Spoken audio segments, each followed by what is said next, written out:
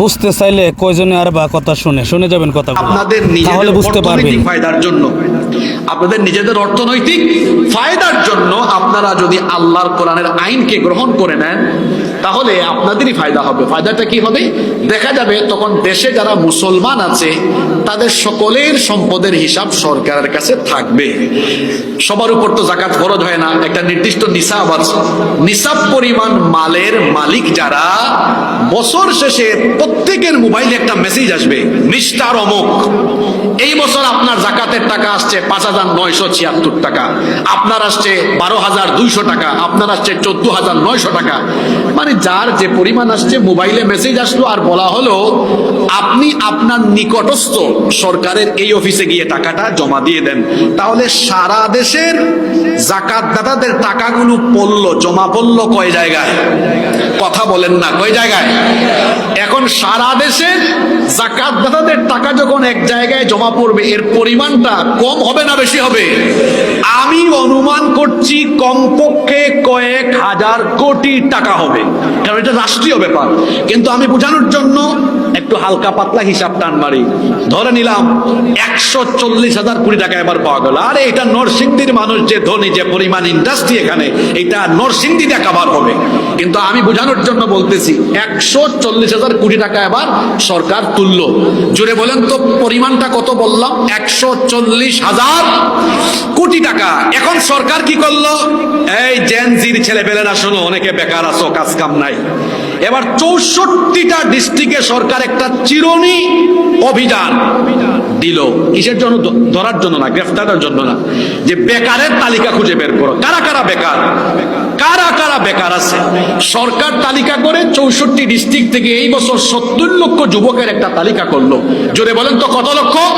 ওই যে আপনাদেরকে জিজ্ঞেস করছি কত লক্ষ? আপনারা ক্লাসে আছেন না নাই? মাঝে মাঝে ওইদিকেও আঙ্গুল যাবে। ৭০ লক্ষ। এখন ৭০ লক্ষ যুবককে ঢাকায় ধাপে ধাপে ডেকে এনে প্রত্যেককে বলল, ধরেন ২ লাখ টাকার চেক আপনাকে দেওয়া হলো।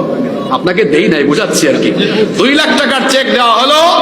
এই টাকা নিয়ে এবার যুবক গিয়ে তার রাস্তার এলাকায় ডিসকভার মোটরসাইকেল কিনে পাকপাকুম করে গাড়ি চালায়, না এইটা দিয়ে কোনো কাজ কারবার করে, হাঁসের খামার করো, মুরগির খামার করো, কুটির শিল্প করো, ছোটখাটো ব্যবসা বাণিজ্য, মিনিস্ট্রি তাকে দেখাই দিল আর বলল প্রত্যেক উপজেলায় অডিট অফিসার আছে, এরা আবার এটা মনিটরিং করবে তুমি টাকাটা দিয়ে কি করো।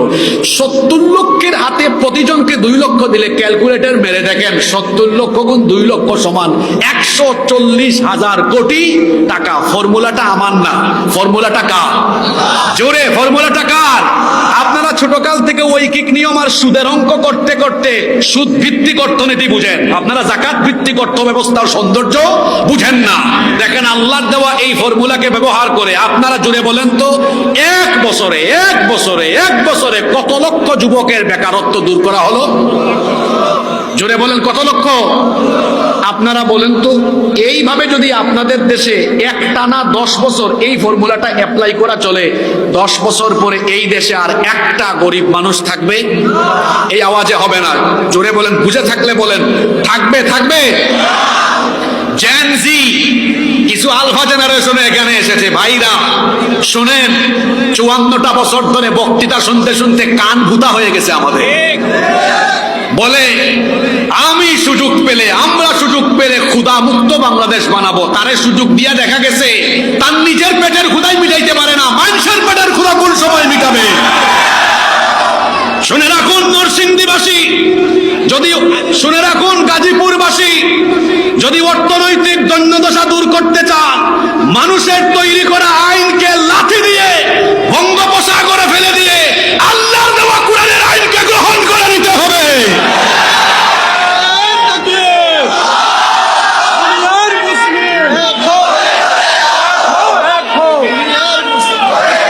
আমাকে আজকে বিষয় দিয়েছে জান্নাত জাহান্নামের ওয়াজ করতে। আমি মনে মনে ভাবলাম মানুষের পকেটে পয়সা নাই, আখিরাতে জান্নাতে যাওয়ার আগে তো দুনিয়ায় আগে জান্নাতে যাওয়ার জন্য পেট ঠান্ডা করা দরকার।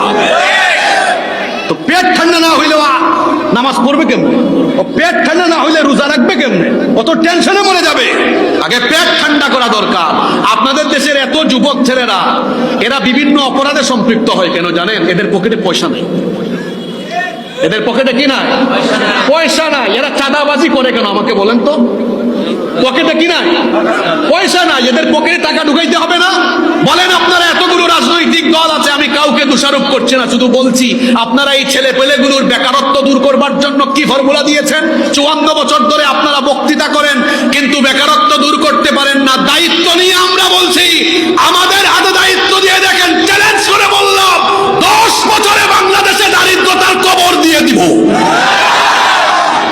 দায়িত্ব নিয়ে কথাটা বলেছি, 10 বছরে বাংলাদেশে আমরা দারিদ্রতাকে কবর দিব, কবর দাফন করে দিব।